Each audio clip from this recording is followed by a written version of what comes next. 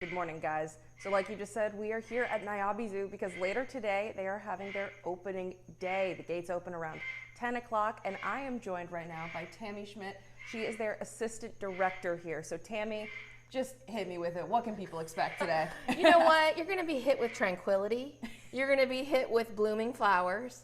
But most importantly, you're going to be hit with some of the most adorable, gorgeous, amazing animals in the Quad Cities. I was going to say, Hands down. before we get into too much of what's happening today, just behind us, we could see some of the porcupines. Earlier, I believe it was the end of last week on GMQC, we talked about how there was a new porcupet, a baby porcupine born, and we can see them right now. Yes. Oh, they are Yeah, just too cute. you can see the little nugget right next to Mama and has siblings around. Very exciting. Just a week ago today, we had this beautiful bundle join us. I'll tell a little secret, but don't tell anyone else, that we might have a lady friend for our meerkats. Oh. So they're not in this building right now. They are in a meet and greet together. So hopefully in the next coming weeks, we'll be able to debut a beautiful new lady friend for our fellas. It's just an exciting time. Spring's truly does spring around here, and it's super fun to see everything wake back up again. We have a beautiful barred owl that's on the outside of this building, right between our red-tailed hawk and our fennec fox habitat. So an animal that was harmed in the wild, had an injury, and is non-releasable. So we're excited to become a forever home for this fella. It's just an exciting time. For our conservation in action, we're going to have this super cool golden gecko that people will get to see, with a conservation story fitting in with our conservation in action in that space. So, and in that space, we're going to have some cool VR goggles. I've never done that before, so I'm actually excited about that. You're going to feel like you're in the wild, seeing some of these animals like a true researcher, a scientist, observing and absorbing the environment some of our animals come from. That's really amazing because you Yeah. guys do a lot of conservation work We here do. at Niabi. We do. We have an amazing program that just kind of started budding in the last 2 years in Paraguay. And then we have our amazing painted dog trust program in Zimbabwe. One of our zookeepers just recently got to go and visit and be immersed in that environment. So, and we just in our own backyard, when it comes to our pollinators, our pollinator gardens, we have pollinator pockets throughout the facility, which has warranted monarchs coming through. We're hoping this year we have even more, and we see more. We have the rusty patch bumblebee coming through. So not just globally, but locally is important for us to continue to be ambassadors to every bit of the flora and fauna that's out there. And then I know a lot of people in the Quad Cities area, they love Niabi. They're excited to come down here today. But let's say there's some people that have never come down and check it out. What do you think they need to know, and what would be your sales pitch to get them down here? Oh, I'm not a salesperson. I work with the animals, and thank gosh they sell themselves.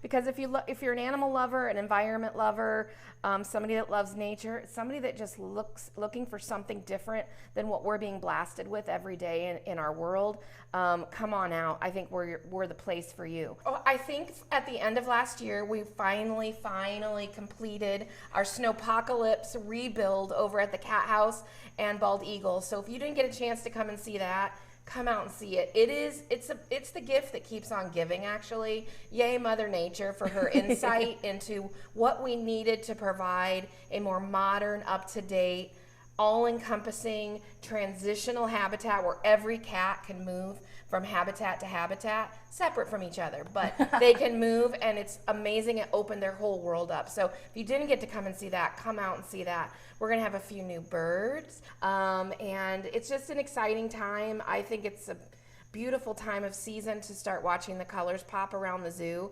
The animals are just getting to come outside with more regularity. We're going from 80 to 30 and Mach 10 speed here in so there's, that's been kind of hindering getting to be outside every day, feeling that sunshine. But I'll tell you, all the rain we've got is also a blessing because everything's starting to green up. So Exactly. Exciting things coming.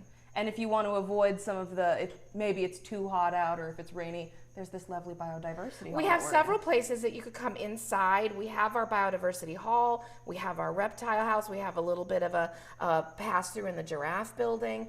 And we're actually, one of the cool new things that we're going to have this season is conservation in action. So we're going to have a new super cool animal in that space. I'm not going to say out loud, but they're golden. And so that's kind of cool. It's going to be interactive with some VR experiences going on. We're super hip here. Like, do we use hip? I don't know, but we're hip here. We're going on here, and we're getting some really cool things that hopefully, you know, kind of activate everyone to come on out and learn and immerse yourselves in the beautiful, you know, forest preserve that we have around us here at the zoo, and all these animals from all walks of life around the world. That's really beautiful, and it's perfect because it's Earth Day week, so it's a good chance for people to come out. Should be Earth Day every day, but yes, we have Earth Day coming. We have so many cool things coming up with our science speaker series. Our summer camps are always a hit with the kids.